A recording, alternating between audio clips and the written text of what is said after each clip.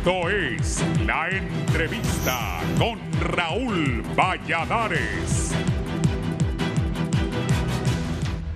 El panorama sanitario muestra más dificultades y pesares al contagio y letalidad del COVID-19. Asoman ahora las secuelas sanitarias por la presencia del zancudo Aedes aegypti, responsable de los casos de dengue clásico y hemorrágico, entre otras enfermedades, de los que se registran 3 víctimas mortales, todos menores de edad, de acuerdo a reportes médicos del Hospital Escuela de la capital. Con más de 31.300 menores de edad contagiados y cerca de 80 embarazadas fallecidas a causa del COVID-19, el dengue reaparece generando alarma e incertidumbre entre los trabajadores de la salud y la colectividad catracha en general.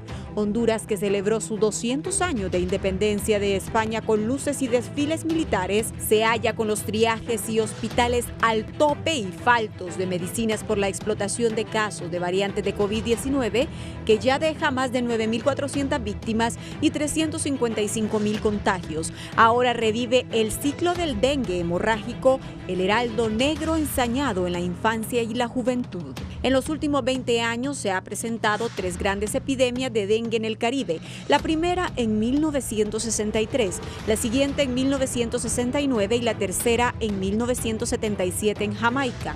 En 1978 ingresó a Islas de la Bahía, extendiéndose por el país, dando paso a los primeros estudios para verificar la dispersión y serotipos en el territorio nacional. En julio de 2013, otra epidemia de dengue obliga a declarar emergencia nacional, tras registrarse 16 decesos, 1.839 casos de dengue hemorrágico y unos 12.000 del mal clásico en el territorio nacional. A inicios de julio de 2019 y con 44 víctimas comprobadas, se declara una nueva emergencia nacional por epidemia de dengue, abarcando los 298 municipios. El Ministerio de Salud reveló que el 80% de las muertes y quienes contraen el virus son menores de 15 años de edad. Gustavo Urbina Galeno, liderando la unidad de vigilancia de la salud en ese momento, advirtió el fallecimiento de 79 personas sospechosas por dengue desde el año anterior. Hemos incrementado la cantidad de casos casi en un 65% respecto a las mismas 25 semanas del año pasado, agregó. Sin embargo, ayer jueves, en horas de la mañana, un total de 11 niños estaban hospitalizados por dengue. Otros 17 permanecían en la sala de febriles del Hospital Escuela.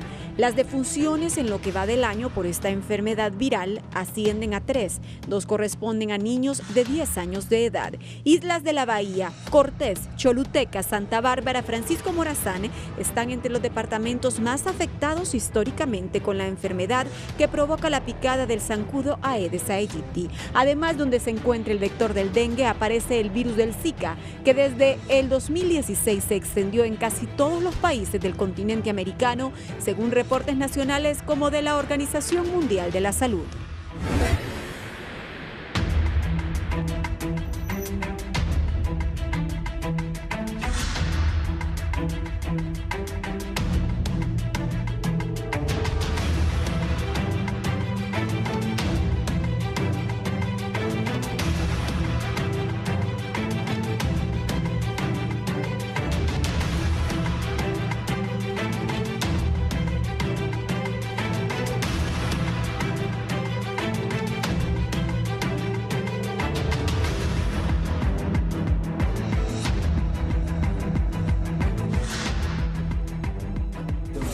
Buenos días, gracias por estar en la entrevista. Vamos a hablar del incremento del COVID-19, la muerte de mujeres embarazadas todavía y de niños. Se reportan muertes de niños producto del COVID-19. Ayer personas murieron en San Pedro Sula, pero también ha incrementado el dengue en el país. Tengo 2 excelentes médicos que nos van a orientar sobre esto. Saludo al epidemiólogo doctor Fidel Barahona. Bienvenido. Gracias a Raúl por la invitación y poder compartir esta mañana con mi amigo aquí, el doctor Zúñiga, y poder entonces discutir un poco sobre la problemática del dengue. Gracias. El doctor Darío Zúñiga, pediatra, buenos días, gracias por estar aquí de nuevo. Buenos días, Raúl, buenos días, doctor Fidel, ¿qué tal están? Pues estamos aquí para poder aportar un poquito, platicar un poquito de este tema que nos atañe todos los días y que pues estamos preocupados, los médicos siempre estamos preocupados por el bienestar de la salud, en mi caso como pediatra de los niños, y ahora un poquito más entrando en calor con mujeres embarazadas en labor y parto, pues hemos visto este desenlace interesante del COVID en el embarazo. Sí, vamos a hablar primero del dengue para que la gente ponga atención porque es algo que permanece con nosotros todos los años y ha cobrado muchas vidas en el país. No tengo el dato, pero hace muchísimos años gente muere de dengue, ¿no? Sí, es una situación interesante. Lo endémico del dengue es una situación que ya como país tropical nosotros tenemos permanentemente la alerta de tener casos de dengue y es una enfermedad que la conocemos perfectamente tanto los médicos como la población. Cómo se transmite, cuáles son los síntomas y pues en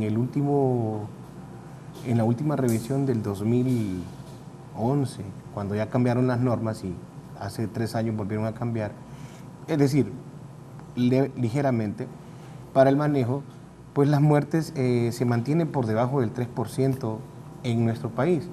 No obstante, aunque es aceptada una mortalidad de ese tipo, sabemos que es una enfermedad prevenible. Doctor. Sí, definitivamente. Nosotros ya hace años estamos en epidemia. Lo que pasa es que han habido momentos en los que los factores epidemiológicos ambientales pues no le han sido favorables al mosquito para que pueda reproducirse. Pero la verdad es que el problema lo tenemos ahí. Y como decía el doctor Zúñiga, es una enfermedad prevenible. Esto hace años debió haberse controlado. Así como, por ejemplo, se controló el problema de la malaria. Así es. ¿Verdad? Que se hizo con el uso de la hidroxicloroquina en forma generalizada, pero además todas las medidas de orden ambiental. El problema que tenemos es que como el sistema de salud prácticamente se destruyó en todos los niveles, y principalmente, por ejemplo, en la red de servicios, en donde los establecimientos de salud han sido entregados para que sean administrados por ONGs o por fundaciones, en los contratos que ellos tienen, fundamentalmente la evaluación y el pago que les hacen a ellos es en función de atenciones y no tanto del manejo de la parte preventiva. ¿Por qué? Porque para ellos es más fácil decir cuánto cuesta la atención de un parto, o cuánto cuesta vacunar a alguien, o cuánto cuesta dar una consulta, que decir prevenimos el problema de las enfermedades vectoriales. Entonces es un elemento importante de considerar, porque al haber ese descuido, pues obviamente estamos dejando para que todos estos vectores puedan reproducirse sin ningún control prácticamente, y comenzamos a reaccionar hasta que ya tenemos el problema. La situación del sistema de salud es que es un sistema reactivo, que hasta que están manifestados los casos es cuando se comienza a reaccionar, cuando esta debería de ser una acción de manera permanente, pero no solamente por parte de la Secretaría de Salud, es que esta cuestión requiere una participación comunitaria. Pero como también se destruyó todo aquel trabajo que hubo, por ejemplo, iniciado en el tiempo del doctor Aguilar Paz. Y que el dengue lo tenemos ¿desde cuándo? El dengue es una enfermedad está milenaria. Sí, pero aquí en Honduras está desde la década del 70 más o menos. Ya más fuerte, ¿verdad? O sea, no hemos hecho lo correcto. No. Del 70 al 2021... En algún momento... Yo tenía 3 años. Sí, en algún momento se hicieron acciones. En algún momento se hicieron acciones que permitieron algún control, pero no son acciones sistemáticas, ¿verdad? Y como también se destruyó, en la Secretaría de Salud se destruyeron los programas. Y uno de los programas estrella que había, por ejemplo, cuando yo entré en 1982 a la Secretaría de Salud... ¿El 82? Sí. Uno de los programas estrella que había era la División de Control de Vectores, que se manejaba incluso en una forma así medio militar, ¿verdad? Pero es que se requería tener esa estrategia para poder entonces ejercer un control en las diferentes regiones y en los diferentes establecimientos. Entonces, por ejemplo, nosotros teníamos personas muy bien entrenadas en los diferentes niveles que constantemente estaban monitoreando cómo andaba la densidad poblacional de los zancudos. Andaban, por ejemplo, haciendo las visitas domiciliarias para ver si estaban las condiciones, por ejemplo, de almacenamiento de agua o la presencia de basura o alguna otra cosa que significara la retención de agua en donde pudiera entonces la hembra poder ir a depositar sus huevos y reproducirse.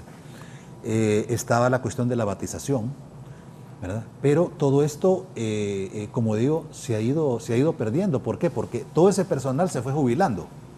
Entonces, ¿qué fue lo que pasó? Que todas esas plazas, en vez de ser asignadas a personal capacitado en esta área, fueron asignados a activistas políticos que no conocen absolutamente nada. Entonces las plazas se fueron perdiendo. El programa de saneamiento ambiental que se llamaba, ¿verdad?, se fue deteriorando y deteriorando a una forma tal que en este momento lo tenemos minimizado prácticamente. Y con esta cuestión de la pandemia, el poco recurso que quedó sobre eso está asignado a vacunas. Entonces, eso lo tenía en mente, que la pandemia ha sido una desgracia. Se habla de 20.000 muertos, no oficiales, pero se habla de 20.000 muertos. Yo les iba a preguntar a ambos qué se ha descuidado, porque nosotros mismos los periodistas, por eso tengo este programa, para que no olvidemos que hay otras enfermedades que también matan a los hondureños. Claro. Y es que el doctor tiene razón en este sentido, don Raúl, y es que el asunto con el dengue es que la comunidad lo conoce, pero la comunidad necesita del liderazgo del médico, de la enfermera, de la parte sanitaria, porque lo que él dice es completamente correcto, lo voy a decir en 2 minutos, rapidito. 2001, mi servicio médico social, Huinope. El Aedes aegypti no vive en Huinope porque es frío. No obstante, empezamos a tener casos de dengue y yo era el médico en servicio social y me hago la pregunta, yo, ¿por qué tengo dengue aquí? Y yo, ¿por qué tengo dengue aquí? Y recuerdo precisamente a el amigo que trabajaba en vectores y entonces, y yo le preguntaba, esta era la pregunta, ¿cuál es el estado larvario de Huinope? 0, me decía. Y entonces, ¿por qué tenemos dengue? Entonces, vaya, revíseme. Entonces él tenía un lugar ya, el cementerio para ir a buscar los floreros donde hay agua, las llantas botadas y los patios donde ya sabía que habían los botes y estas situaciones que guardan agua. Me decía otra vez, estamos en 0. No, pues hay que buscarlo.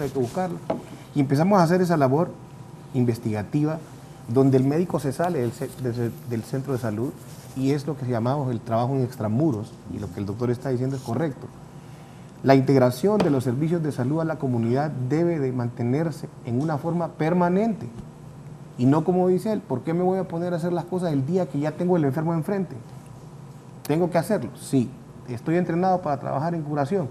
Sí, pero debo estar entrenado para trabajar en la prevención y no tener este problema más adelante. Pues al terminar esa cuestión de la investigación, encontramos el zancudo, sí, en los bultos de las cajas y los sacos que meten en la parte de atrás del bus que venía de Huinope a Lomas de ahí a Jacaliapa.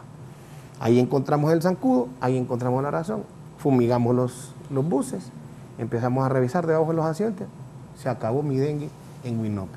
Entonces es una labor de investigación, de equipos de trabajo, donde trabaja el epidemiólogo, el clínico, la enfermera, el de vectores y la comunidad integrada a esto, porque los patronatos y los comités de emergencia, doctor, que se han dejado de activar, por ejemplo, porque en esta pandemia hubiéramos utilizado la población también. Bueno, así como sabemos dónde hay niños para vacunar, dónde hay mujeres embarazadas para vacunar, bueno, identifiquemos dónde están los casos de COVID para poder empezar a hacer un cerco epidemiológico y podamos tener un mejor control. Como dice el doctor, ahorita vamos a empezar a querer encontrar los charcos donde están las larvas. No hemos abatizado, no tenemos la prevención que se hace todos los años para la cuestión del dengue, Raúl. No sé si tiene los datos exactos con nuestro equipo. ¿Cuántos casos de dengue hemorrágico confirmados a esta fecha en Honduras? números de casos de dengue clásico reportados hasta la fecha. Levantar un poco. Bueno, ya ahora con todos los cambios, que ha habido en la terminología, ya no hablamos de dengue hemorrágico, sino que hablamos de dengue grave. Porque el dengue hemorrágico fue la primera nominación. ¿Pero solo fue cambio de terminología o de verdad hay diferencias? No. Básicamente es que se le llamaba hemorrágico porque se presentaban sangrados, por ejemplo. Entonces, esa fue la primera denominación que se le dio. Pero se consideró que era mejor denominarle dengue grave porque eso permitía poder ser más amplio en la identificación de los casos y no solamente clasificarlos cuando se presentaba una hemorragia, porque no necesariamente se va a presentar la hemorragia, sino que eso se presenta en algunos pacientes manejados tardíamente o mal manejados, ¿ya? Pero hay otros que están verdaderamente graves que no presentan hemorragia. Entonces, por eso es que el término se considera que es más apropiado, pues más amplio.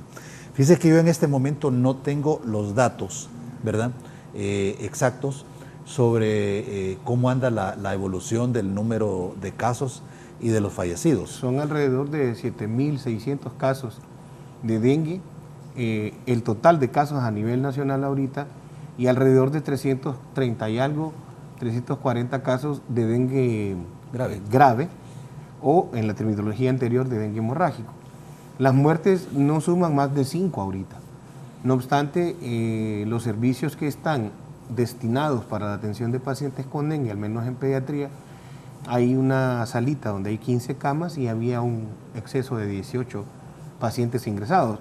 Cuando empieza el dengue a atacar, podemos ver eso en las emergencias, cómo aumenta el número de casos.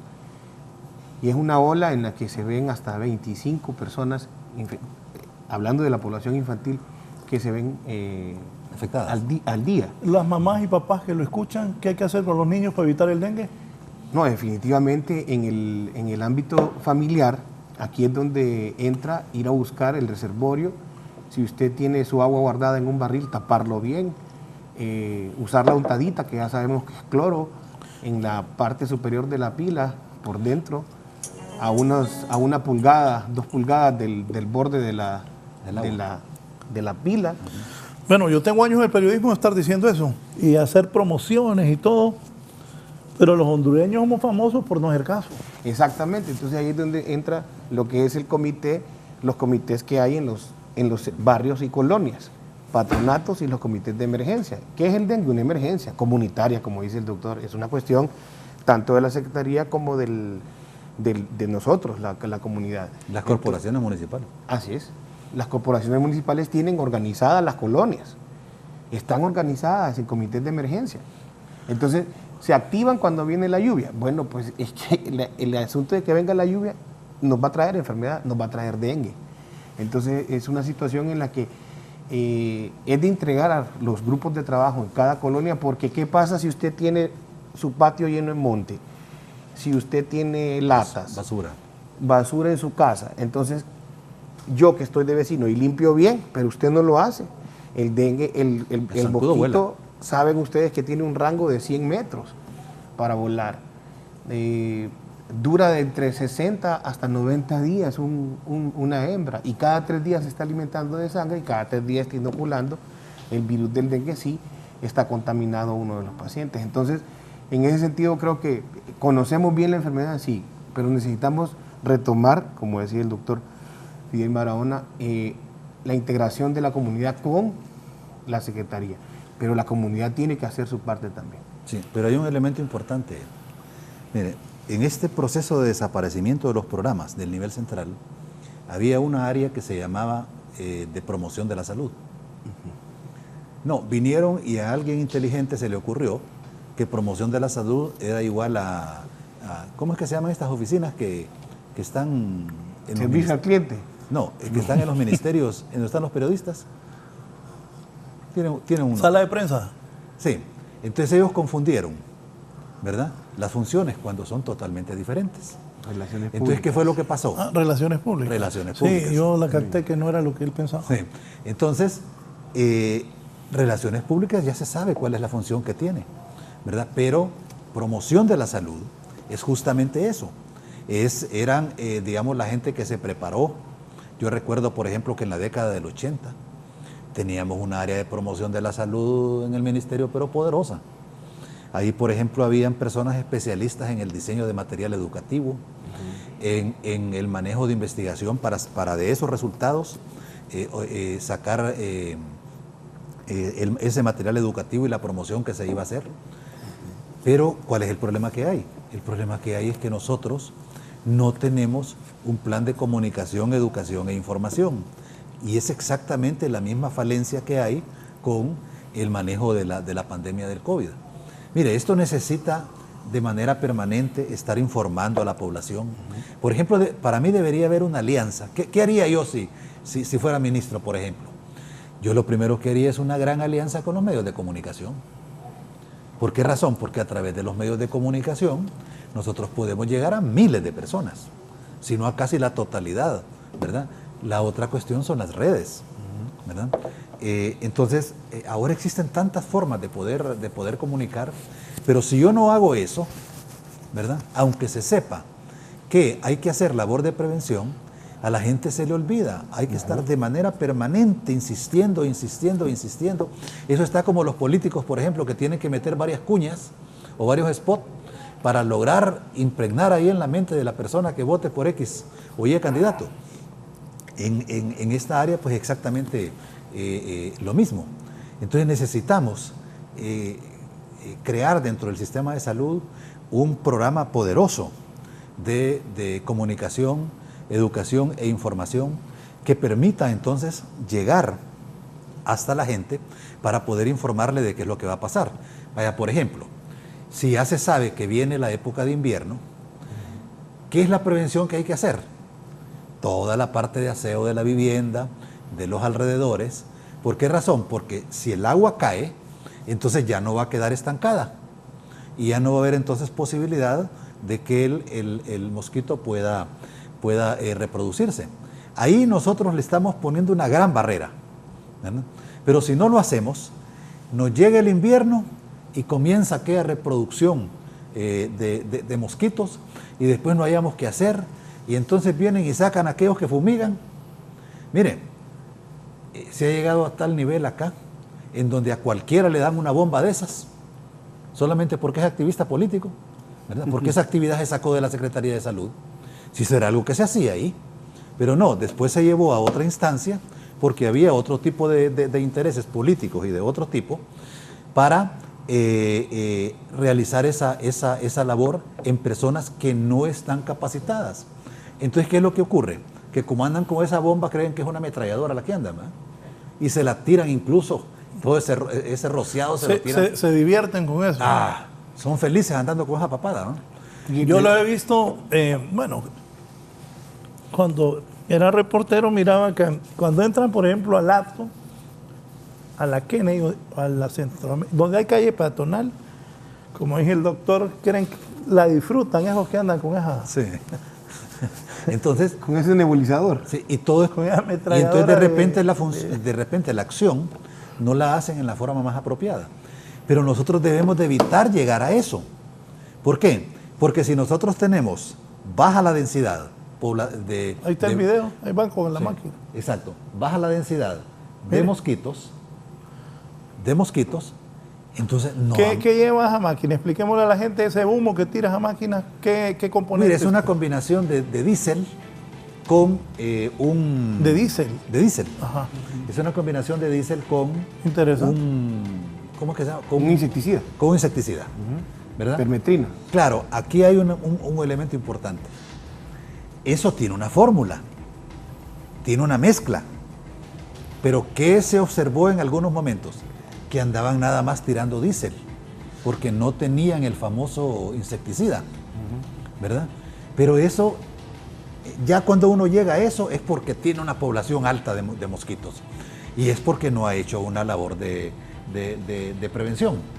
Entonces, ese es uno de las últimas acciones que uno hace ya cuando de repente por X o Y razón se le descontroló la situación, ¿verdad?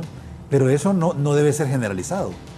Pero acá tenemos, por ejemplo, el problema, le llamamos los solares baldíos. Aquí en Tegucigalpa, bueno, en todos los lugares hay una cantidad importante de solares baldíos que la gente no manda a chapearlos, no manda a limpiarlos, ¿verdad? Esta es una labor que le corresponde vigilarla a las alcaldías municipales. Pero no se hace. Entonces, ¿por qué? Porque en los lugares en donde se hace es bien agresivo esto y lo que comienzan a hacer es a cobrar multas y una serie de cosas. No, si esa es una labor de convencimiento. Mire, si nosotros tuviéramos verdaderamente organizada a la población, como es un plan que yo estoy desarrollando en este momento, ¿verdad? Para ponerlo ahí en manos de un futuro ministro de salud, un futuro gobierno, que es un plan en donde se maneja el control de todo esto de una manera tal que en cada porción geográfica, por ejemplo en cada manzana, debería de haber una pequeña organización responsable del manejo ambiental de su manzana. Correcto. Si nosotros tuviéramos eso en todos los niveles, tendríamos un control. Entonces, ¿qué significa eso? Un compromiso de participación de la gente. Pero esto de la participación comunitaria, fíjese que también lo fueron destruyendo. ¿Por qué razón? Porque este personal voluntario que había, primero, que eran los famosos COLBOL, colaboradores voluntarios que se llamaba, que manejaban específicamente la parte de saneamiento ambiental, los fueron eliminando y los fueron eliminando. ¿Por qué? Porque necesitaban meter un político ahí, ¿verdad? Al cual le pagan, ¿verdad? Y para que les consiga los votos de determinados sitios. Entonces yo digo, si tienen ese nivel de organización en la parte política, ¿por qué no aplican eso mismo en la parte de salud? Y no solamente tener una persona ahí para que me esté acarreando votos o para que me esté controlando las personas que viven en esos lugares. Doctor, pero retomando esa parte del convencimiento, es donde la participación de la Secretaría y la extensión de sus brazos, que son las facultades de medicina, que ahora tenemos 3 facultades de medicina. Solo lo interrumpo un segundo porque es bueno que la gente participe. Stephanie Fuentes, buenos días, Stephanie. Hola, sí, muy buenos días, licenciado. Aquí, como siempre, mirando este extraordinario programa y felicitaciones por ello. Mire, yo quiero darle mi humilde opinión como televidente y, lógicamente, como capitalina. Mire, aquí sucede algo que la gente es bien irresponsable. Tal vez tienen 2, 3 casas o solares baldíos y le gusta que los demás hagan las cosas por ellos. Número 2, ¿cómo se llama? Salud Pública no hace absolutamente nada desde hace más de 3 años con respecto a la fumigación, porque antes se cobraba dinero para ir a fumigar las viviendas, se lo estoy diciendo yo. Mire, se pagaban hasta 300, 400 lempiras para ir a fumigar las casas y tenía que ir uno casi a rogarle, a suplicarle y ponerse de rodillas para que fueran a la casa de uno. Ahora, con el dengue, con todo esto que estamos pasando, no hay absolutamente nada. Por ejemplo, aquí, cerca de mi casa, hay un botadero de basura, ¿verdad? Mire, usted no se imagina qué horrible es aquí, aunque yo hace mi casa y todo, pero es una cochinada que los demás no ponen de su parte. Y aquí todos nos vamos en la misma colada, en el mismo hoyo, como dicen, porque hay gente que hacíamos nuestras viviendas, que hacíamos nuestros lugares donde vivimos por la salud de nuestros hijos, pero hay otros que les vale, les gusta que los demás vayan a hacerles el trabajo que a ellos les toca. Y lastimosamente ahorita la alcaldía se quedó supuestamente con eso de la fumigación y no ha hecho nada. Aquí no está haciendo nada, ni salud, ni alcaldía, ni nada. Aquí el único que pasa constantemente es el camión de la basura, que yo los felicito a ellos porque con pandemia y sin pandemia ellos siempre están ahí al 100%. Les felicito y toquen siempre estos temas porque es de importancia para nosotros, los que nos interesa la salud. Felicitaciones, que Dios les bendiga. Gracias, Stephanie. Y ella me hace recordar que el otro día fui donde un amigo, en una colonia ahí en Comayagüela. Pasé por él. Una cancha bien bonita. Yo cuando fui presidente de la CONAPI hice varias canchas en Tegucigalpa y Comayagüela. La cancha bien bonita, que los niños vayan a divertirse. hacia el monte. O sea, los vecinos tampoco cuidan, cabrón. Ahí ella tiene razón. Claro. No solo las instituciones, sino también la gente. Claro. Yo a mi amigo le digo, oye, me voy, a vos no te motiva de irle a los demás amigos que corten ese monte, le digo. ¿Cuánto les puede costar? Sí, hombre. No, y el asunto Horas. aquí Yo es- le tiemblo a los zancudos. Sí, Yo le tiemblo porque yo desde pequeño padezco del pecho, esto lo he contado varias veces. Mire, a mí cuando me da una gripe me cuesta 15 días. Y un par de veces, una vez que estuve transmitiendo en Los Ángeles, estaba muy frío, transmití varios partidos, pero el último Pachuca Olimpia, que campeón hizo Olimpia, pero no sé por qué no hubo el Mundial de Clubes. Era tan frío que yo sentía los pies y me dio principios de neumonía. Entonces cuando vino esta enfermedad el COVID. del COVID, yo con miedo, porque decía yo, me pega. Entonces, bueno, busqué cómo resolver. Pero el punto es que yo a los zancudos les tiemblo. La gente no cree, un zancudo le puede hacer un daño, quitarle la vida a uno. Claro. Pero aquí es donde tomamos esa palabra que decía el convencimiento, educación, promoción.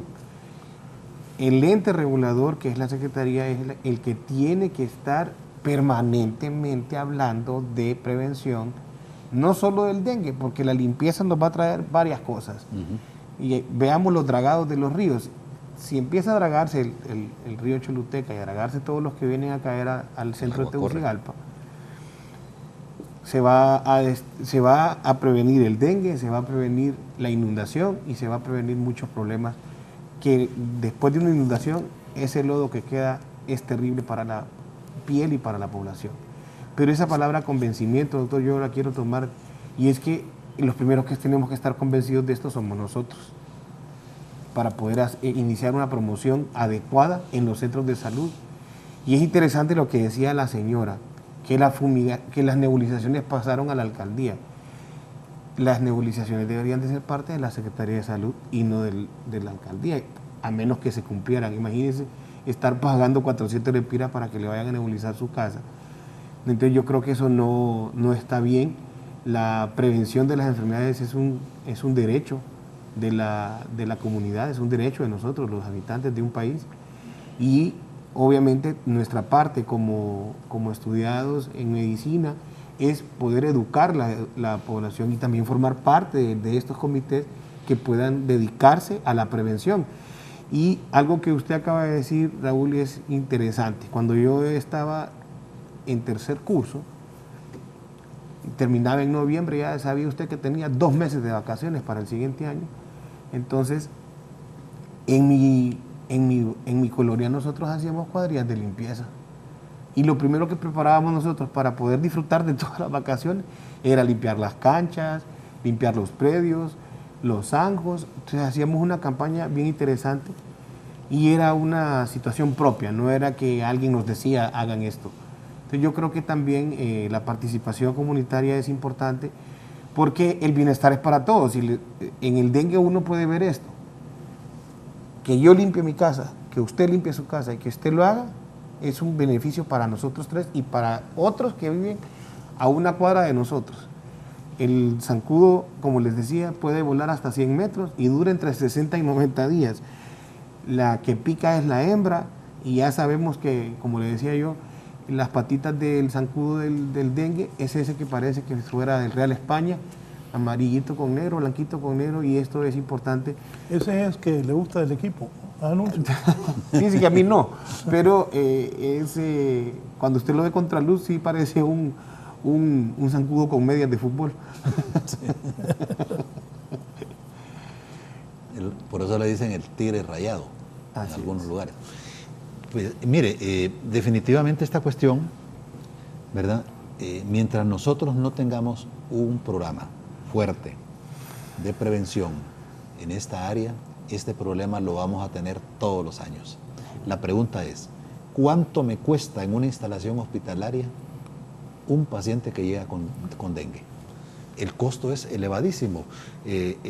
Tú lo sabes, Darío, que en muchas ocasiones, incluso hasta ni medicamentos hay, ni forma de poder tratar estos pacientes. Entonces, si nosotros hacemos la sumatoria de todos los costos que tienen esa cantidad de pacientes que llegan a las instalaciones hospitalarias, es un costo que si nosotros lo invertimos en la parte de prevención, va a beneficiar a un montón de gente. Yo dentro del plan, porque yo estoy desarrollando un plan de lo que significa el rehacer las cosas en Honduras. Y una de las cosas es, por ejemplo, nosotros tenemos los jóvenes. Si nosotros tuviéramos organizados los jóvenes en cada uno de los barrios, en cada una de las colonias, y tuviésemos, por ejemplo, un programa fuerte de becas, ¿qué es lo que ocurre ahorita? Que las becas son dadas por cuestiones de orden político, por familiaridad o por una serie de cosas. Pero dentro de ese plan... Bueno, eso siempre. Sí, ¿qué es lo que yo tengo pensado? Lo que yo tengo pensado es que cada joven tenga un expediente. En la comunidad hay muchas cosas que hacer. Entonces, asignar un puntaje. Digamos, este joven participó en la actividad de vacunación. Pues tiene tantos puntos. Este joven participó en la cuestión de saneamiento ambiental, en mantener su comunidad limpia. Este joven participó apoyando, por ejemplo, a los de la tercera edad. Y así, hacer un listado de actividades, asignarles un puntaje, eso ser manejado por un grupo de personas lo suficientemente honestas para poder asignar esos porcentajes y luego entonces la nota del rendimiento académico y poner un nivel. O sea, decir, todos aquellos que hayan alcanzado tantos puntos van a tener derecho a una beca. Entonces, si nosotros hacemos eso, vamos a ir incorporando en la mentalidad del joven de que ellos se van a ganar esa beca y que si hacen toda esa serie de actividades y tienen un buen rendimiento académico, ellos van a tener opción a eso.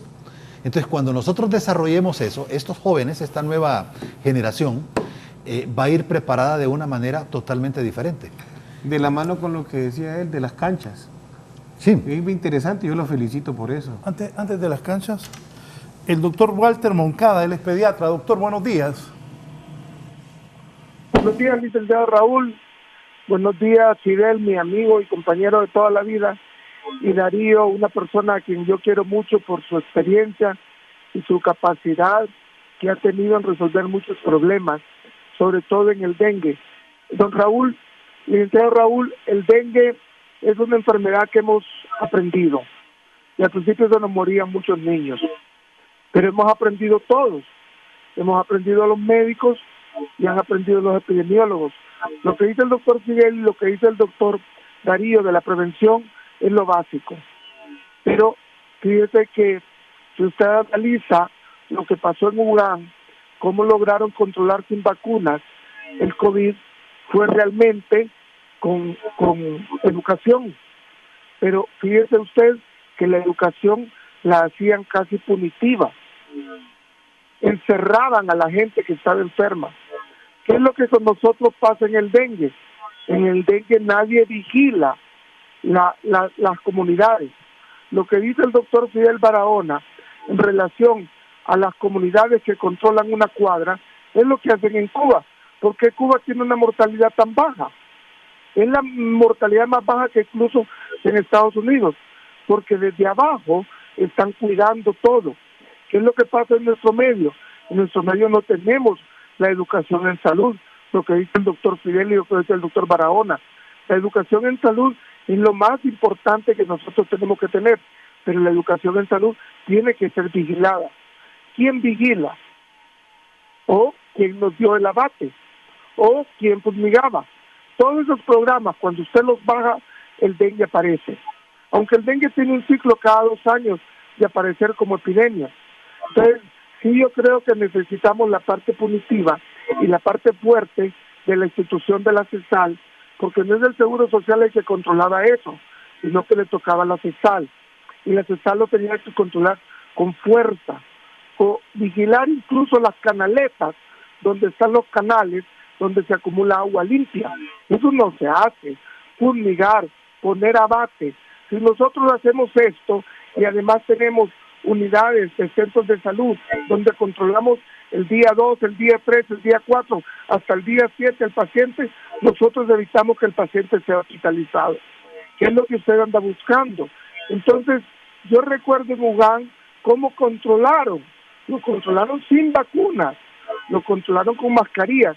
Aquí, por ejemplo, en nuestro país, ¿quién controla en los mercados que no anden mascarillas? Cuando usted va a los mercados y le dice a una persona, póngase mascarilla, la persona se enoja con usted. ¿Y sabe qué les digo yo? Yo lo puedo enfermar. Entonces, mi conclusión creo que tiene que ser una cosa mixta, Darío. No solo en la población, como han tratado de hacer ver con el COVID y con el dengue. Es una cosa mixta. Las autoridades, como autoridades, tienen que dar guía, porque fíjese, licenciado, que este pueblo es falto de educación, entonces somos cabezas duras, porque no hemos tenido la alimentación adecuada de los 1000 días que nos hace que aprendamos con facilidad. Entonces, tenemos que tener esa fuerza, la educación, la promoción en salud para matar al mosquito, para promover con abate, y después en la educación médica para que nosotros no tengamos equivocados diagnósticos y lleguemos a cuidados intensivos, que es donde yo miraba la mortalidad de los niños y la tristeza de morir un niño de 9 años, el mejor de la escuela. Pues lo mismo pasa con el COVID, porque yo miré que su programa también es de COVID. Entonces, el COVID lo que necesita es educación.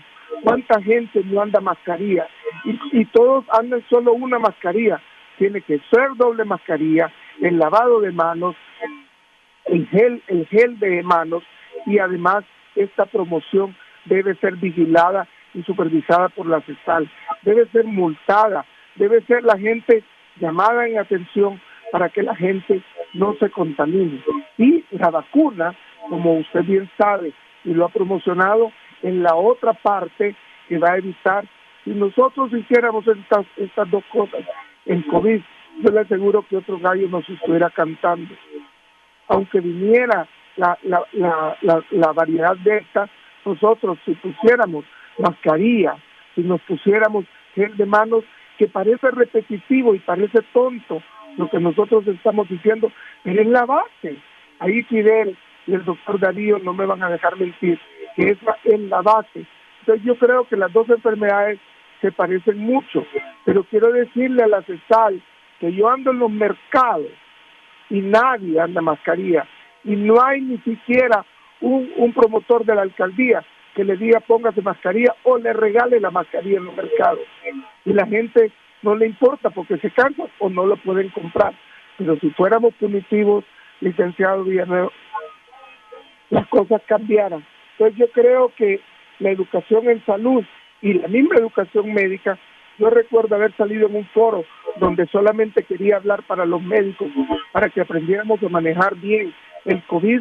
También debe haber un foro para que todos los médicos aprendamos a manejar el COVID, porque andamos a veces cristareando cómo se maneja el COVID. Si nosotros lo manejamos bien y en sus momentos damos las indicaciones correctas, los medicamentos correctos, y si está grave, damos el medicamento correcto como el tocilizumab, la mortalidad disminuye. Entonces, yo le agradezco que me haya permitido, yo sé que yo estaba invitado a su programa, pero no pude por cuestiones de salud, pero ahora mismo quiero participar y quiero decirle a la población que tienen el compromiso moral para cambiar y transformar el país con dengue y con COVID. Y a la CESAL, como dice Fidel, tienen la obligación de ser los vigilantes y los garantes de que estas cosas no sigan sucediendo.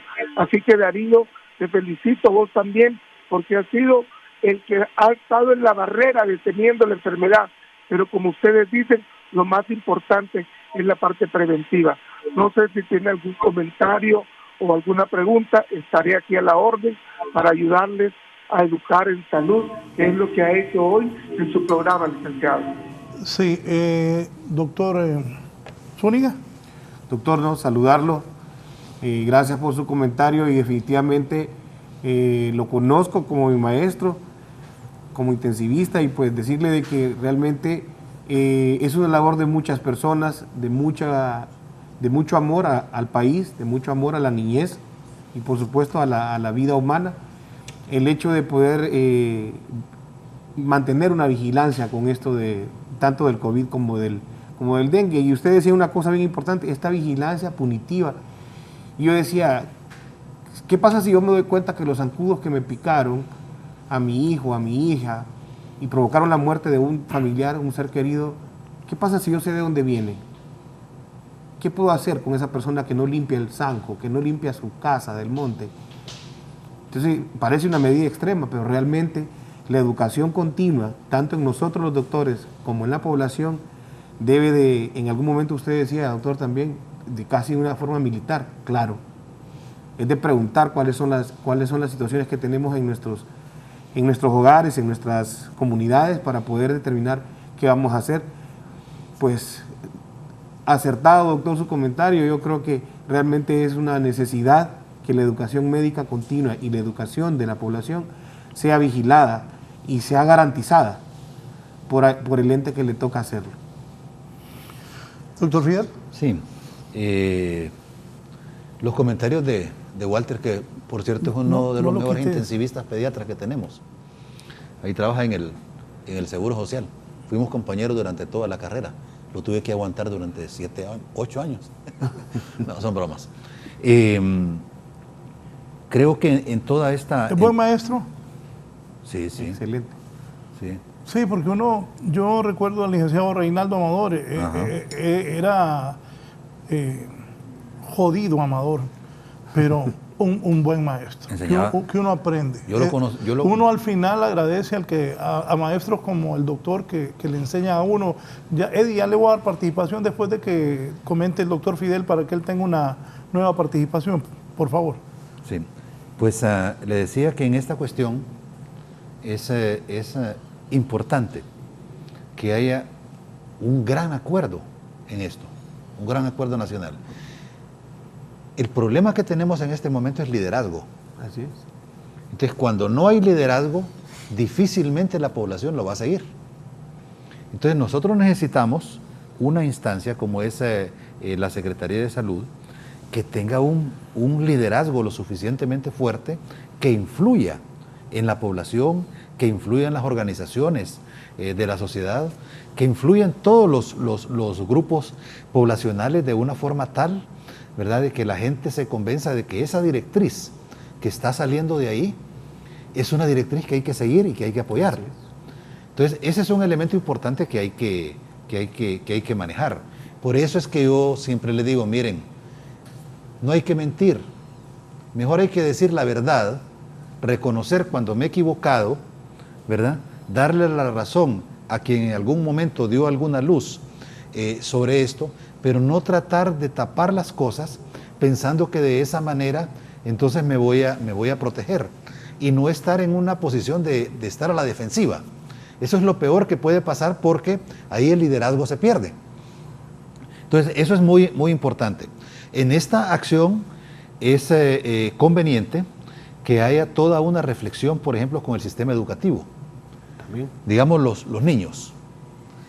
¿Existe alguna clase en la primaria y en la secundaria en donde los niños vayan aprendiendo de la parte de salud, como es en otros lugares?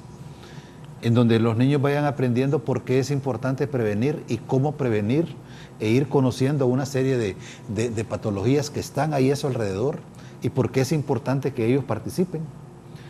Ese es un elemento importante que hay que incorporar en la currícula, ¿verdad?, de los niños.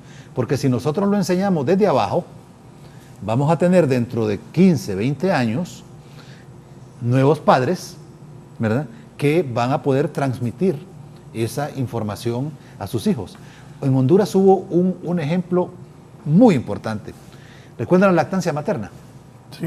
En Honduras, por ejemplo, la lactancia materna era prácticamente inexistente. Pero comenzamos un programa fuerte en donde una colega suya, pediatra, tenía un proyecto que se llamaba ProAlma, y a través de ese proyecto se impulsó toda la actividad de lactancia materna. ¿Y qué fue lo que ocurrió? Que las madres fueron aprendiendo, pero esa información se la transmitieron a las hijas. Y las hijas entonces comenzaron a hacer también esa misma, ¿verdad? Pero eso se ha perdido un poco. ¿Por qué? Porque se ha dejado, ¿verdad?, de que eso se desarrolle de forma natural y no proveer toda la información, no lograr convencer a todas estas madres para que puedan entonces incorporarse en esto. Doctor, es el mismo problema que tenemos con las embarazadas ahorita, con la cuestión de la vacuna de la COVID, ¿sí?, que no se hizo una acción, una ¿verdad?, promoción exactamente, adecuada, y además de información hacia ellas, porque primero les dijimos que no se podían vacunar. Correcto. Pero después de repente de la noche a la mañana les decimos que sí, que hay que vacunarse. Bueno, es que en COVID ha cambiado una situación y ahorita se está hablando, por ejemplo, de que la Academia Americana de Pediatría y los CDC están buscando cómo... el doctor. Están buscando cómo vacunar por debajo de los 12 años. Claro. Recuerde usted que el 11 de julio ya se empezó a vacunar a los 12 años, pero ya se está buscando cómo se amplía el rango de edad para la vacunación. Sí, voy con el doctor Walter Moncada. ¿Comentarios, doctor, por favor? ¿Puedo participar? Sí, gracias. Mire, yo solo quiero terminar porque le hemos dado vueltas a este asunto los tres. Hemos hablado de prevención y Fidel habla con la proyección hacia largo plazo. Pero la cosa es que Fidel, como tú dices, tenemos que educar a la gente, pero yo le llamo la atención a la autoridad de la Secretaría de Salud. Ahorita, tenemos que ser punitivos. Yo creo en que la población todavía no está educada de decirle el zancudo se mata así, como lo dijeron en alguna propaganda, que se mataba pegando las palmas de la mano, si ustedes se recuerdan. La Secretaría de Salud tiene la obligación de sectorizar por cuadras, como dice Fidel, como lo hacen en Cuba, y de ahí empezar la promoción y la exigencia para que las cosas se cumplan. Si nosotros no tenemos ese ejército que va a transformar las bases, nosotros no vamos a acabar con el dengue ni con el COVID. De la misma forma podemos acabar en esas grandes aglomeraciones como son los mercados, el COVID, porque la transmisión del COVID se hace donde la gente está junto. Pero ¿qué es lo que sucede? No hay quien nos diga y quien nos obligue a nosotros a ponernos la mascarilla. Porque no solo es la vacuna, como lo dice el presidente en sus cadenas, no, es la promoción en salud, pero la promoción en salud que nos quieren echar la culpa a nosotros, que nosotros no nos ponemos la mascarilla. Obliguen a las personas a ponerse las mascarillas. Miren, yo no soy partícipe de un país comunista, pero China lo logró.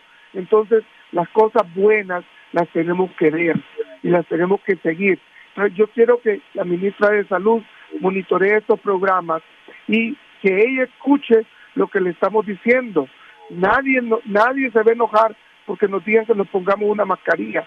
Nadie se va a enojar porque nos multen porque tenemos el agua destapada donde se crecen los zancudos. Nadie se va a enojar a que nos hagan promoción en salud y educación. Pero esto hay que hacerlo. Como dice Fidel, todos los programas que existían de vectores, todos estos programas de promoción en salud se perdieron. Recuperémoslos. Ahí está Silvia Nazar, que me escuche. Yo conozco casi a todos los que están en la Secretaría de Salud y ellos tienen que agarrar el valor y hacer transformar este medio. Gracias, licenciado, gracias, Darío, por escucharme, y a Fidel, porque a veces soy un poco como enojado, pero no, simplemente lo hago con la experiencia que me ha dado la vida y el estudio para evitar la mortalidad, porque el que ve morirse los niños en las áreas de cuidados intensivos he sido yo. Recuerdo una niña de 9 años, la mejor alumna de la escuela, se me murió en mis manos. Y recuerdo también haber sacado otro niño, que era el mejor alumno de la escuela, con nuestras manos también, por la educación y por la prevención que tenemos en salud. Gracias por permitirme y lo felicito, porque estos programas son de educación. Y le recuerdo a la ministra, que sé que nos está oyendo, El presidente Joe Biden se reunió en la Casa Blanca con los directores generales de Walt Disney y Columbia Sportswear, así como otros ejecutivos, líderes de negocios, a fin de hablar del nuevo requisito de vacunas contra el COVID-19 anunciado recientemente por su gobierno para todas las empresas que tengan al menos 100 trabajadores. La reunión se organizó días después de que Biden anunció que el Departamento del Trabajo está trazando un plan para hacer que las empresas con 100 o más empleados hagan obligatoria la vacunación completa contra el COVID-19 o que muestren un resultado negativo en la prueba al menos una vez a la semana. Unos 80 millones de trabajadores estarían sujetos al requisito de acuerdo con el presidente. Biden dijo que pasará un poco de tiempo para que el departamento implemente el nuevo requisito junto con otras políticas de salud, pero señaló que ya están en marcha las acciones de los empleadores para la tasa de vacunación en el país. Este ha sido un informe para 11 Noticias.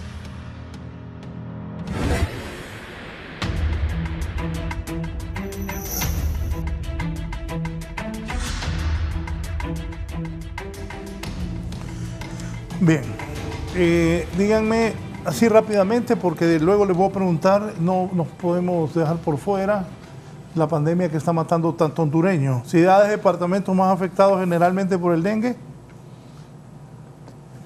En la parte de Occidente, hoy por la mañana estaba escuchando que hay una cantidad importante de casos en Lempira, en Ocotepeque, en La Paz, que tradicionalmente no eran lugares en donde se presentara en una forma tan alta este problema, ¿verdad?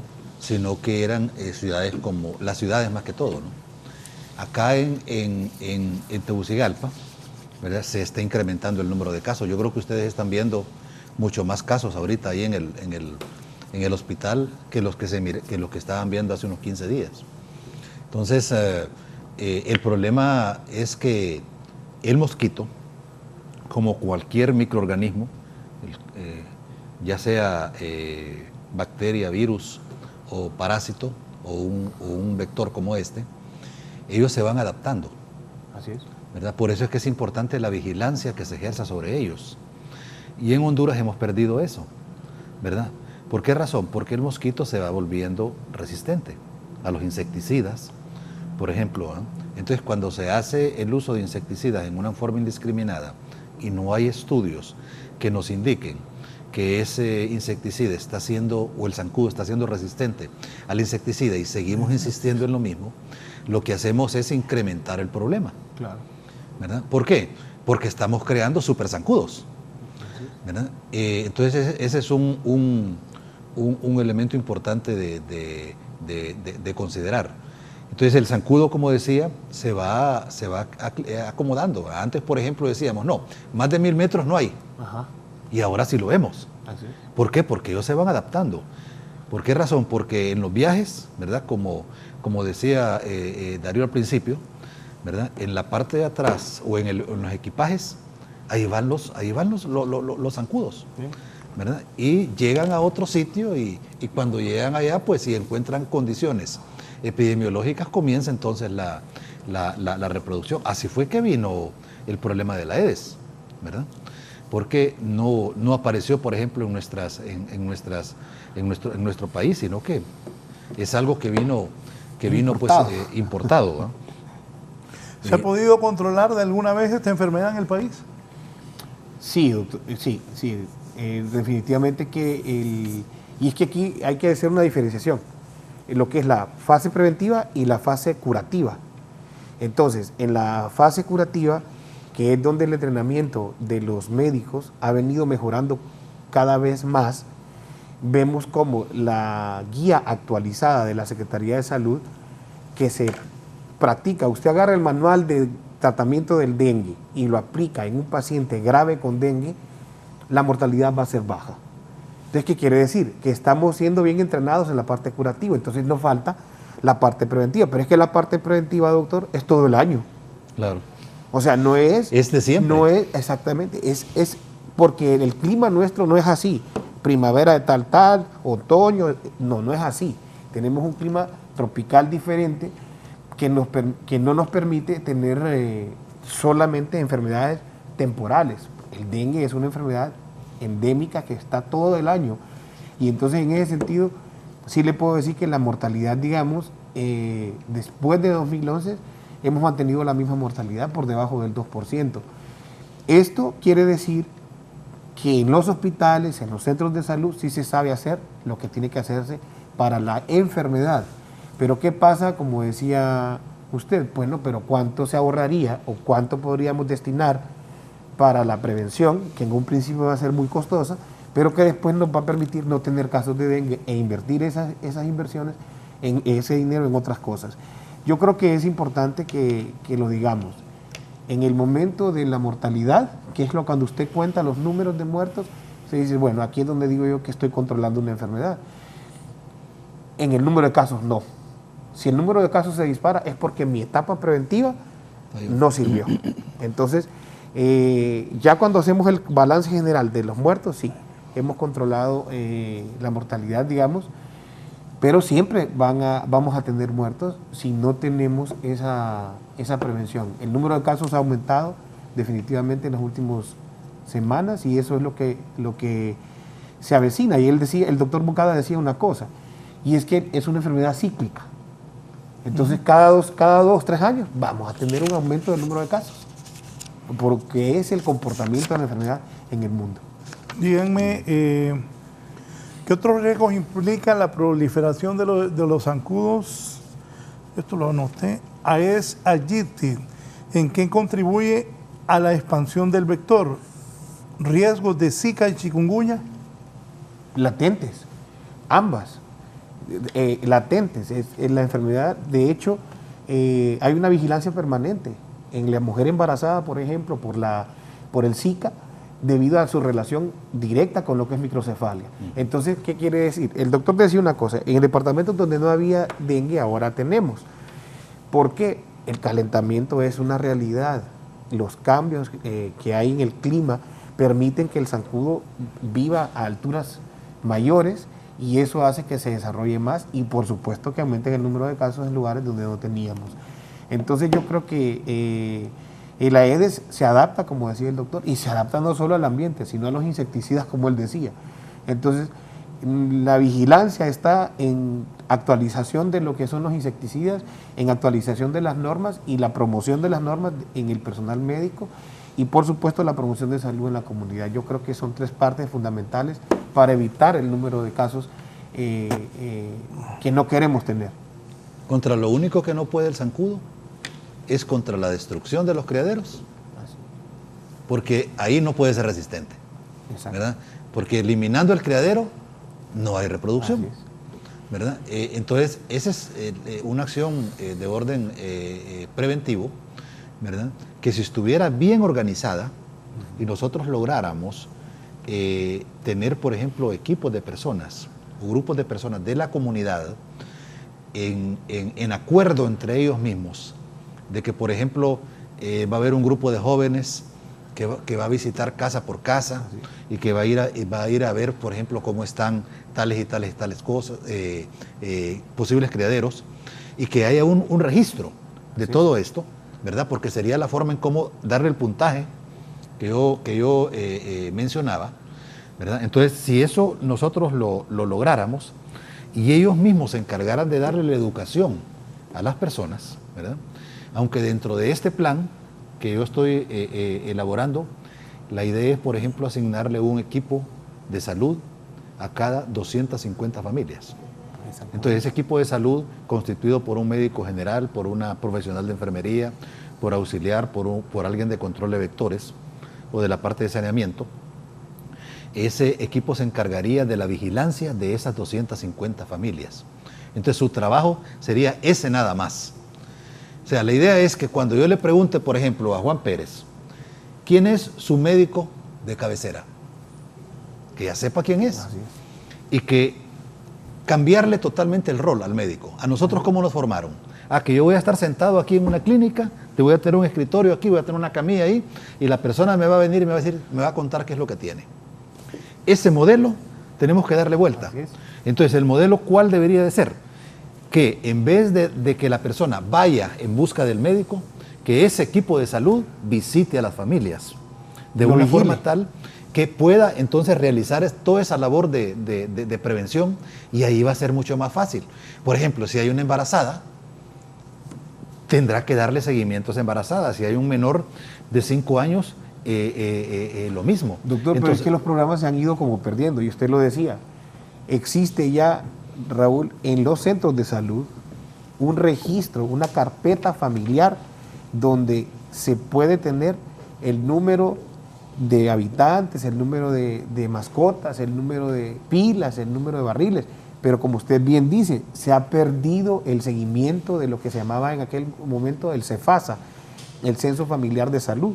Sí. Entonces, actualmente, es como retomar lo que bien que se ha hecho antes y replantearlo, reformularlo y volverlo a poner en práctica de una forma adecuada. Yo recuerdo cuando a mí estaba en segundo año de medicina y me mandaron a hacer CEFASA. Entonces, la autoridad que tiene la parte de la Secretaría de Salud de entrar a su casa, de ir a ver cuántos barriles, cuántas pilas, cuántas cisternas, cuánto tiene usted, cada cuánto limpia, si tiene fosa séptica o no, cómo es las dimensiones de su patio, en su patio qué es lo que tiene. O sea, todas estas situaciones, como decía usted, doctor, ya no se hace. Pero el registro de cada persona, y como usted lo dice, cada tantas casas, cada tantas colonias, entonces llamar por su nombre al encargado de salud de ese lugar y decir cómo estamos. Y eso se puede aplicar después a otras enfermedades. No, es que esto es válido, es para todo. Esto es válido para todo. Para todo. Obesidad, hipertensión, todo. Exactamente. O sea, podemos empezar a ordenarnos. Yo puedo tener en cada manzana, como tengo las casas dibujadas, si yo tengo 30 casas ahí, yo puedo decir tengo tantos diabéticos. Así es. Entonces, en vez de que esta gente, en su control, tenga que ir a un hospital, a llenar al hospital, así es. Perfectamente el médico, ¿verdad? Porque la idea que está planteada es crear la especialidad de medicina familiar.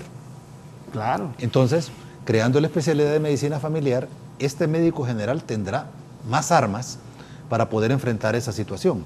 Y que, por ejemplo, se genere una especie de competencia. Que, por ejemplo, el médico que cumpla con todos los indicadores que están planteados, ese médico tendrá derecho, por ejemplo, a un incremento. Y no quizás como en la forma en que se está manejando en este momento, que es para todos, sino que hecho de esa manera, entonces todo el mundo se va a preocupar. Claro. Entonces, sus informes van a ir en función de eso. Así es. Pero también acompañado, ¿verdad?, de una comisión de salud integrada por los representantes de, si yo tengo 30 bloques ahí. Lo que les escucho a ustedes dos es lo ideal. Claro. Conseguirlo. Pero se puede hacer. Pero fíjense que, por ejemplo, yo le voy a decir, una vez me decía un paciente a mí, vendamos los F5. Hace 10 años, en la emergencia de un hospital, y me decía, mire doctor. Casi de una imprudencia porque es delicado los temas. Pero hace unos 10 años me decía un francés, ¿qué pasa en Francia? Me decía. Está un tipo en un monitor y llamaba por teléfono, nos llamaría de X barrio. Y le decía, ¿qué pasa, doña María? Fíjese que tengo a mi hijo convulsionando. Y entonces el tipo activaba otro botón y le decía, en tantos minutos va a llegar una ambulancia a su casa, mientras tanto ponga a su hijo de lado. Él es epiléptico, no, es primera vez que está convulsionando. Entonces, en 15 minutos estaba controlada la situación de una ambulancia en la casa de ese niño. ¿Qué pasa con nosotros? En un principio yo le decía a alguien, dígale a la gente que está dirigiendo ahorita que entrenen 200 doctores solo en COVID, pero estoy hablando del 14 de marzo. Yo vine a este programa creo que en los primeros días del año pasado. Entrenen 200 personas, agarren 20 ambulancias solo para eso, saquen la gente del tórax y pónganla en otra parte, preparen este hospital para empezar a atender a los enfermos, pero entrenen la gente solo en COVID. Hoy por hoy, gracias a Dios que la vacuna ya está aquí y hemos disminuido el número de casos, lo hemos visto en los doctores y en las enfermeras, doctor.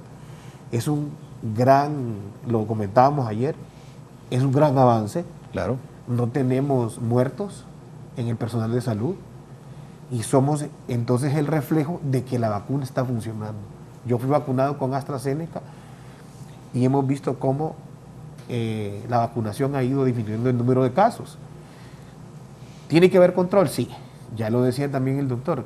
El uso de la mascarilla, eso tiene que ser permanente para que nosotros podamos hablar de disminución de casos. Y como dice usted, Raúl, es ideal, sí, pero así nos enseñan medicina a nosotros. Nos enseñan medicina hablando de prevención, nos enseñan medicina hablando, porque cuando hablamos de prevención, ahorita estamos hablando de dengue y COVID, que son enfermedades infectocontagiosas, pero hablemos de lo que significa controlar 250 casas o 30, o una manzana y decir, voy a disminuir la obesidad, voy a disminuir la diabetes, voy a disminuir la hipertensión arterial, voy a aumentar el número de personas que hagan ejercicio, voy a mejorar la calidad de vida. Eso es lo ideal, pero yo creo que se puede lograr. Claro. Si otros países lo han logrado. ¿Amenaza el síndrome de Guillain-Barré o controles de brigadas sanitarias para cuidado? ¿Para cuándo, mejor dicho? El Guillain-Barré, con respecto a las 3 enfermedades que mencionamos, de Zika, chikungunya y dengue, es con Zika. Sí, se vio que después de que apareció este virus en 1948, el Zika, hay más casos de Guillain-Barré asociados a infección por Zika que otra cosa. ¿Y cómo evitamos Zika? Controlando el Aedes. Claro. Así, igual que el chikungunya.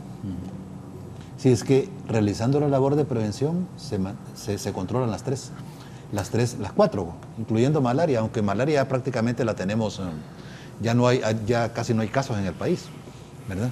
Pero es importante esa labor. Y Raúl, sí se puede. ¿Hay vacunas contra enfermedades que transmite ese vector? El dengue tiene más de 20 años de estar en estudio. Sí. Una vacuna. Y no se ha logrado. Y no se ha logrado hacer. Más bien es sorprendente que tengamos una vacuna contra COVID y no una contra dengue que ya tiene muchos años. Sí. Y son 4 serotipos y los 4 están en nuestro país. Y el problema es ese, los serotipos, ¿verdad? Así es. Entonces, incluso Honduras fue uno de los lugares en donde se estudió la vacuna. Sí. Donde ¿verdad? Pero todavía no ha salido oficialmente una aprobación. Imagínense, anotamos aquí también el tema de ETA y IOTA en esas zonas de inundación, lo que es como un cultivo para esto, ¿no? Claro. Y para muchas más enfermedades. Y usted dice algo bien importante. En noviembre estábamos llorando por ETA y IOTA. Y ahorita ya tenemos lluvias que están pareciéndose cada día más a ETA y IOTA. ¿Qué va a pasar con los bordos de Lulúa? ¿Qué va a pasar en Chamelecón? ¿Qué va a pasar otra vez en la zona norte? Otra vez va a caer este montón de agua y otra vez vamos a tener enfermedades asociadas a la inundación. Y esto es un problema serio porque da pesar traer esto al pensamiento. Pero quiere decir que de noviembre acá, ¿qué hicimos con respecto a ETA y IOTA? ¿Cómo nos preparamos? ¿Cómo podemos pensar de nuestros gobernantes? ¿Cómo podemos pensar de nosotros mismos? ¿Cómo se prepara usted para el invierno? Tapa las goteras, revisa el techo. Bueno, ¿qué hicimos? Tapamos las goteras y preparamos el terreno para evitar lo que se nos venía ahorita en octubre. En noviembre otra vez, cuando de repente amenaza de nuevo el clima y vamos a tener otra vez la misma situación. Entonces yo creo que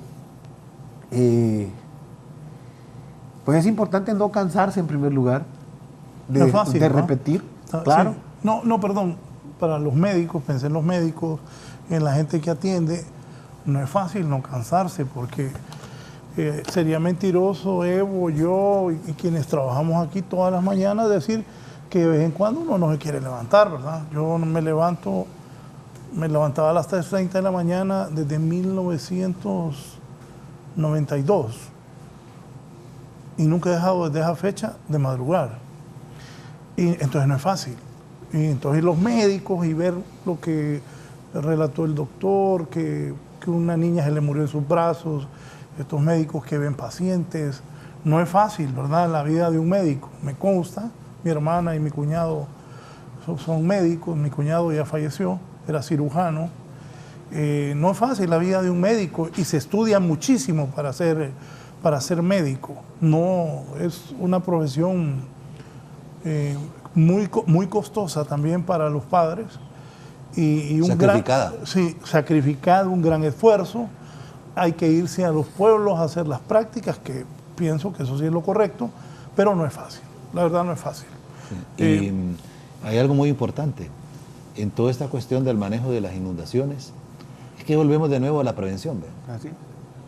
Es decir, la pregunta es, ¿puedo evitar que se generen todos esos desastres que hubo en todos estos pueblos y en estas ciudades? Sí. Sí se puede. La pregunta es, ¿cómo lo voy a hacer? ¿Verdad?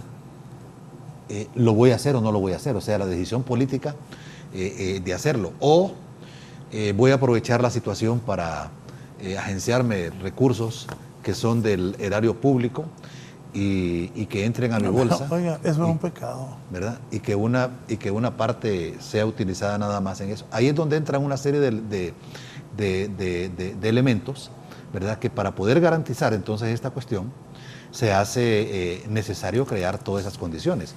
Por ejemplo, todavía tenemos una serie de lugares en donde el lodo todavía está ahí. Así es.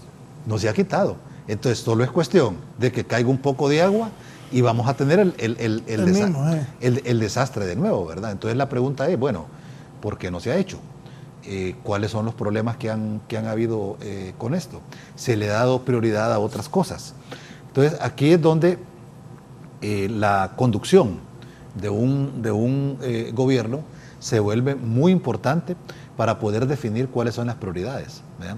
Si la prioridad es comprarme un barco de 48 millones de dólares o de 60 millones de dólares, o la prioridad es invertir ese dinero en fortalecer, por ejemplo, toda la red de servicios de salud, o contratar más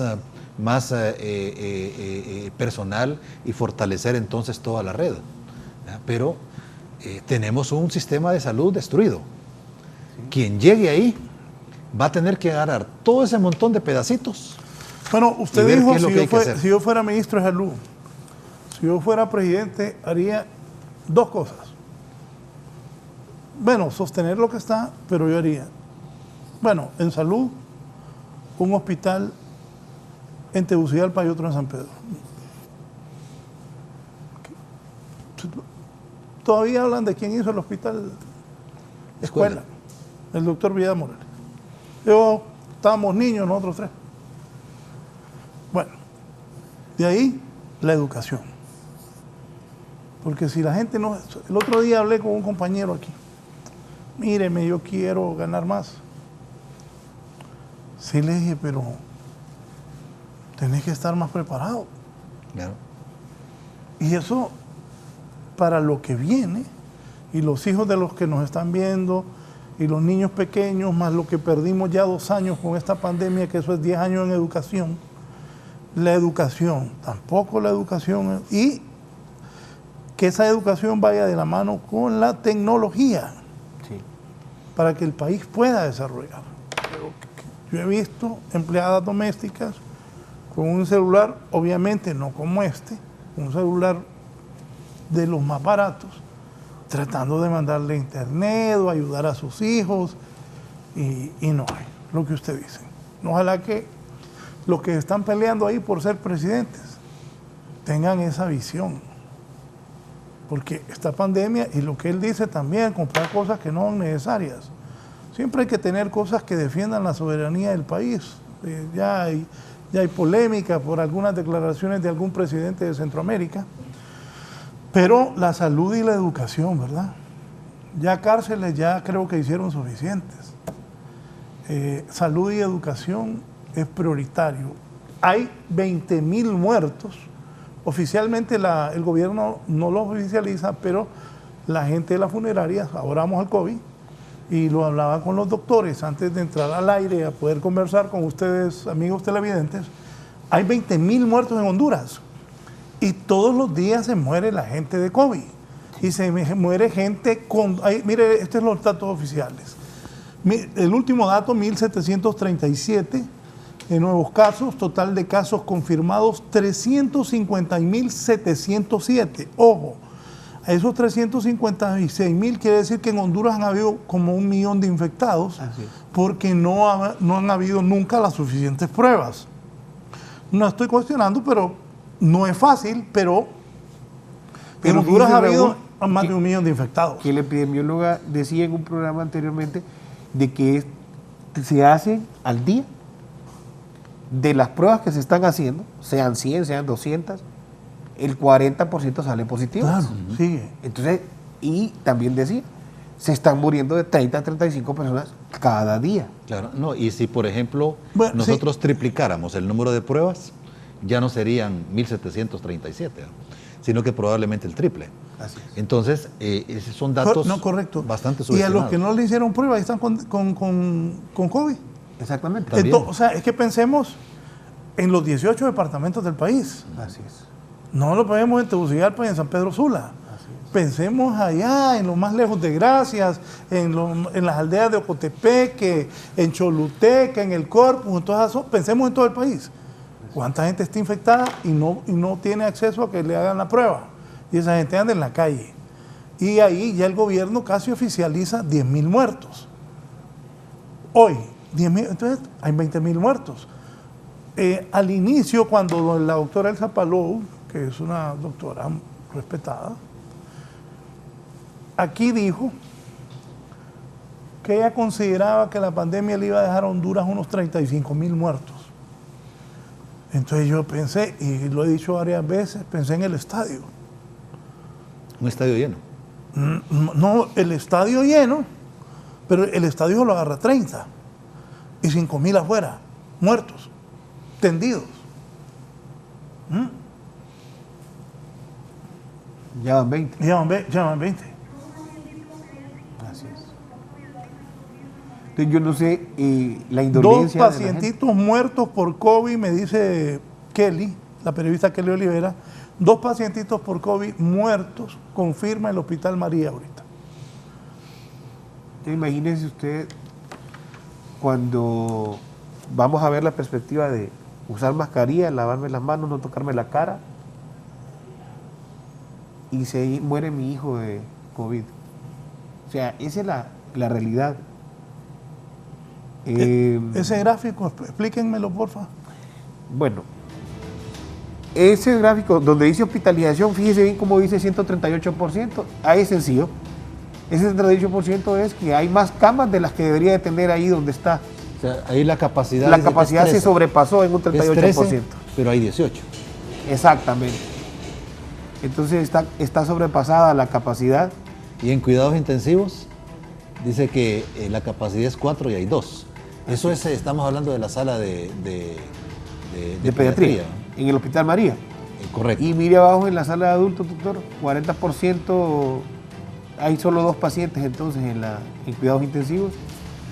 Y es interesante también ese 40%, porque quiere decir que hay menos pacientes graves. Sí. Y Bueno, eso es bien importante decirlo. Menos pacientes muy graves, Muy graves. porque en hospitalización hay graves, Sí. que son los que están en las salas COVID general, que le llaman, ¿verdad? Pero lo rescatable en la sala de adultos, doctor, y aquí es importante decirlo, 70% de ocupación, o sea, hay 6 camas Sí. disponibles. Y en pediatría también vemos como en adultos en Hay ese 3 camas hospital disponibles. hay 3 camas El disponibles. problema son las oleadas. Porque, por ejemplo, ahorita, con toda la campaña política, A eso. con toda la campaña política, Con el partido de con los Honduras, Estados partidos Unidos. que han habido, con la celebración del Día del Niño, con la elección. con lo que hubo el 15 de septiembre, que en una u otra forma se movilizó una cantidad muy importante de personas. gente en todo el país. Sí. Lo que vamos a tener en octubre. Doctor, alguien no me creía que cuando yo iba a jugar Honduras Estados Unidos, así iba a estar el estadio. Mire, el otro día un amigo me llamó y me dijo, mira, estamos vacunados, ¿por qué no hacemos una carneada? Vemos el partido. Y le dije yo, vos y yo tenemos tantos años, se murieron tantos hoy. Tenés razón. Lo que pasa es que a la gente por rato se le olvida. Claro. No, y la falsa percepción. Van 20.000 muertos en Honduras, un país que el otro día le explicaba a una compañera aquí que me dijo, pucha, que mire que en un triaje no hay cupo. Y para que haya cupo se tiene que morir alguien. Y si usted va a un hospital privado, tampoco le aseguran que le van a salvar la vida. Y le van a cobrar un montón de plata que le van a querer quitar la casa. Una amiga mía, fui a Houston, se puso las 2 vacunas con el esposo. El otro día me dijo, ¿vas a ir a un político? No, yo no asisto a las cosas. Pero yo quiero ir. Bueno, se fue. A la semana me habla. Estoy pendeja yo, me dice. Bien me dijiste que no ibas a ir, me dice. Estoy positiva de COVID. De nada me costó todo el gasto que hice para irme a inyectar a Houston, porque con las 2 dosis yo estoy positiva de COVID. Estaba viniendo el doctor a verme y me cobra 3,000 pesos cada vez que me ve. O sea, que tengamos las 2 dosis no quiere decir que ya nos salvamos. Es que es la falsa percepción del blindaje, ¿no?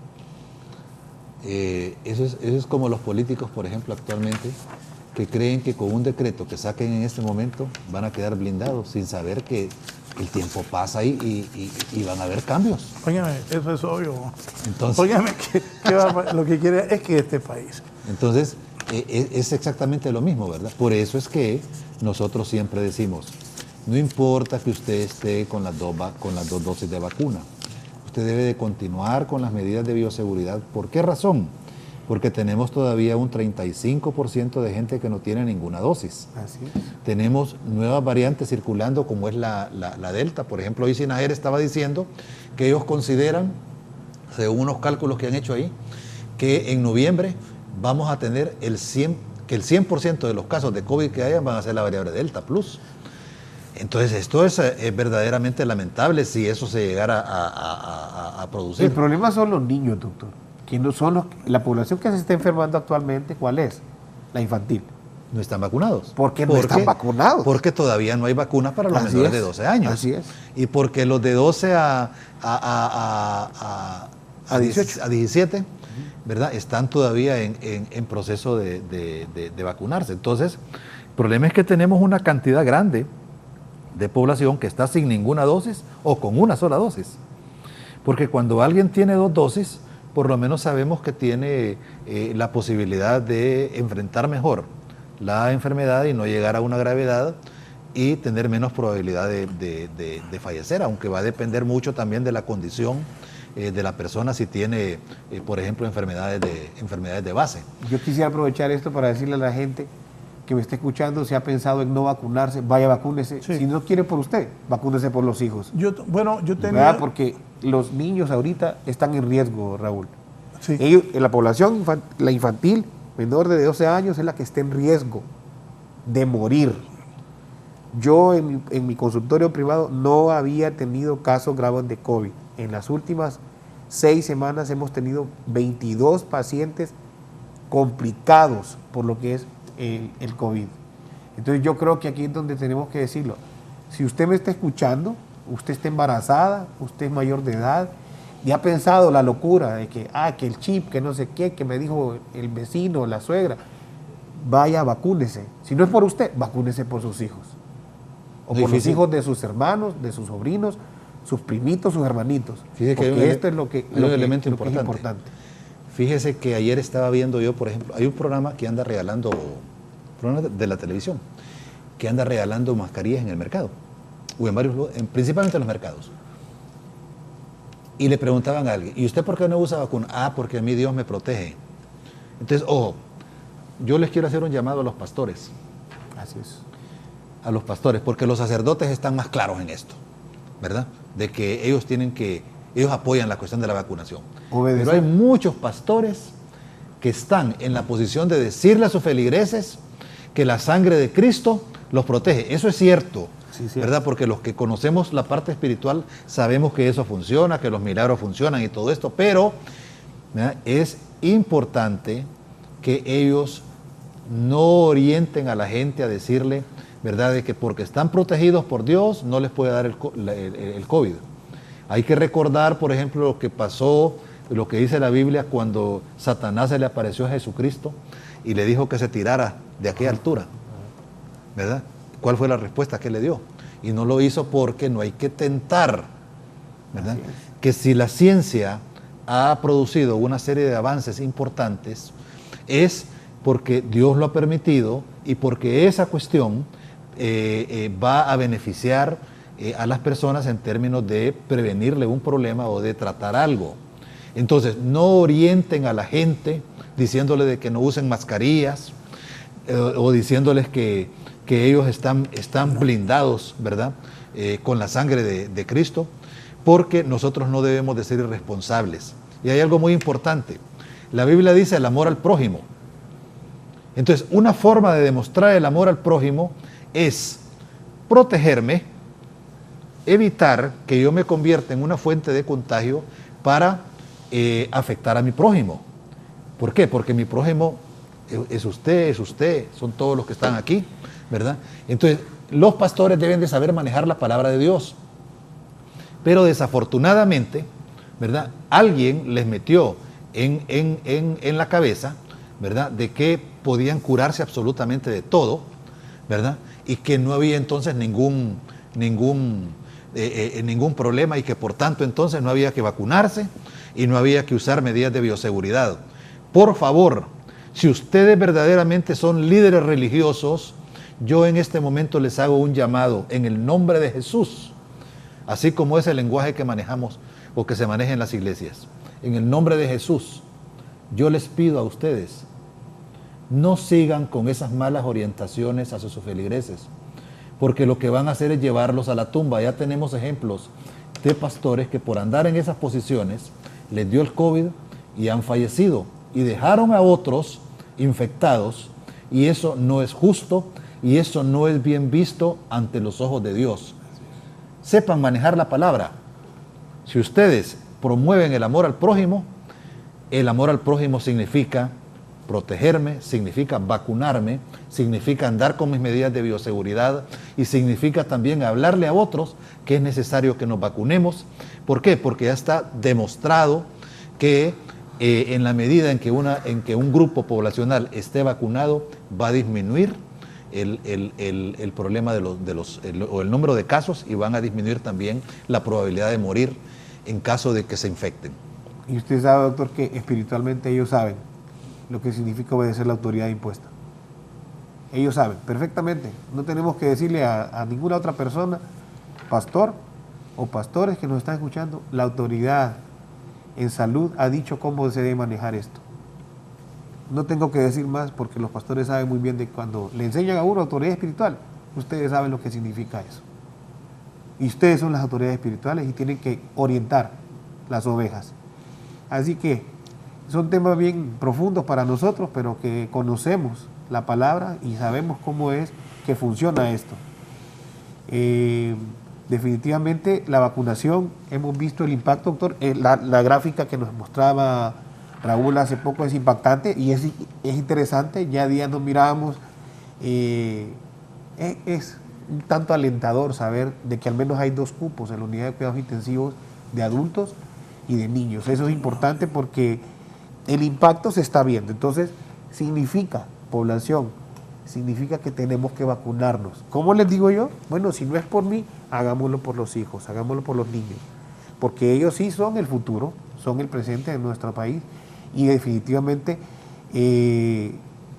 la estadística de cuántos niños son, no sé, pero creo que son más o menos unos 2 millones de menores de edad los que existen en nuestro país, y somos un pueblo muy joven.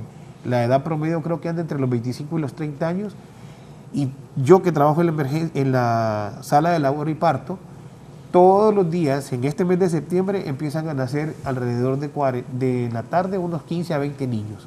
Entonces imaginen ustedes cuántos bebés nacen al año en nuestro hospital escuela. Sí.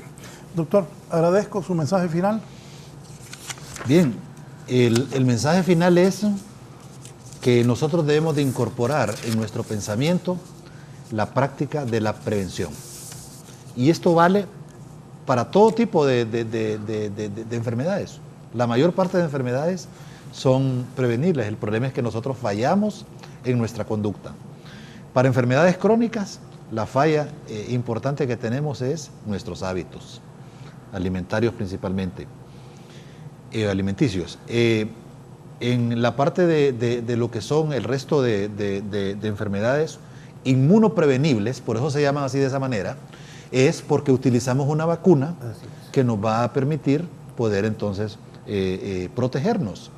Entonces es importante entonces que todos entendamos eso, de que todos contribuyamos, ¿verdad? Independientemente que estemos o no estemos de acuerdo con el gobierno de turno de la forma en cómo se están haciendo las cosas. Pero en esta cuestión de la vacunación, ahí no debe de entrar por ningún motivo el asunto político. ¿Por qué razón? Porque es una protección para cada uno de nosotros.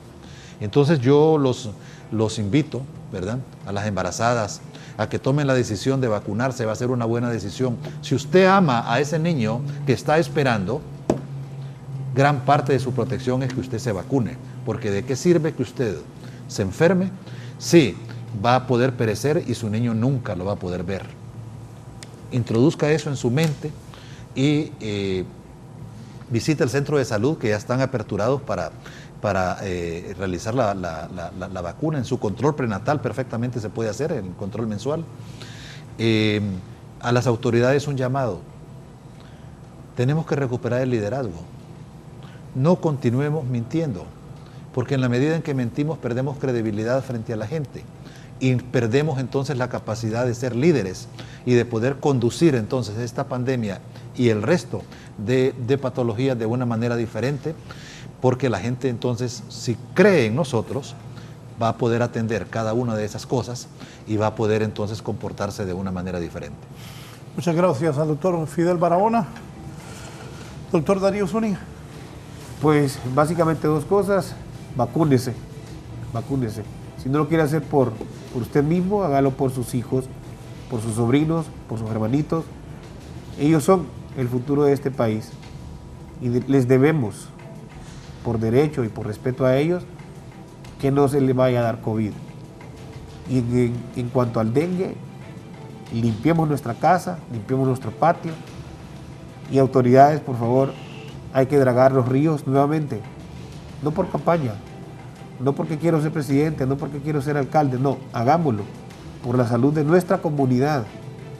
El dengue sigue siendo mortal, el dengue sigue siendo un problema de salud pública y no podemos permitir que nos venga a atacar nuevamente y tener otro número de muertos, porque si fuera alguien de nuestra familia, diríamos, un zancudo mató a mi familiar. Imagínense ustedes, eso es prevenible. Así es que gracias por la invitación, Raúl, gracias, doctor. Gracias al doctor Darío Zúñiga. Ojalá usted escuche a estos dos caballeros por sus conocimientos y por su experiencia en la medicina. Van más de 20,000 muertos por el COVID. Vamos a un resumen rápido y les voy a hablar de muertos también.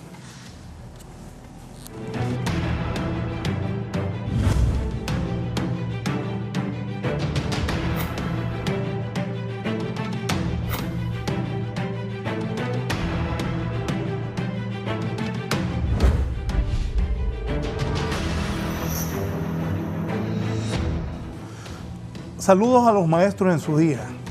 Son el futuro de Honduras, de la educación del país. Saludos a todos los maestros. Un gran abrazo.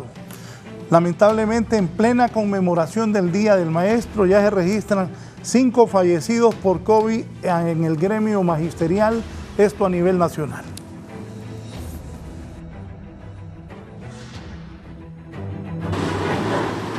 Buenos días, licenciado Raúl Valladares, en el foro La Entrevista. Me acompaña el dirigente magisterial de la zona norte del país, Jimmy Sorto, dándonos una lamentable noticia en el marco de la celebración prácticamente del Día del Maestro, y es que 5 de estos profesionales en la educación han fallecido por COVID. ¿Es así la situación, Jimmy?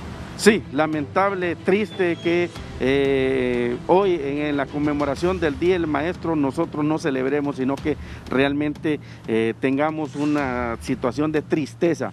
Solo el día de ayer fallecieron 5 docentes a nivel nacional, y esto es resultado del mal manejo o del manejo irresponsable que hace este gobierno de esta terrible pandemia. No deberíamos de estar en esta situación realmente lamentando el fallecimiento de compañeros docentes que enlutan a nuestra familia. En este marco nosotros deberíamos de estar pensando ya más bien que en el Congreso Nacional se apruebe un presupuesto sustancial para la reconstrucción de nuestras instituciones educativas, para la contratación de personal auxiliar, para garantizarle a nuestros jóvenes, a nuestros alumnos, acceso a agua potable, alcantarillado sanitario, a condiciones de sanidad y sobre todo a una merienda integral que le permita realmente a nuestros jóvenes accesar a una educación de calidad. Muchísimas gracias a Jimmy Sorto en relación a estos 5 defunciones por COVID en el gremio educativo a nivel nacional. De momento es lo que se desprende de la ciudad industrial. Retorno con ustedes al foro. Buenos días. Cerca de un 50%.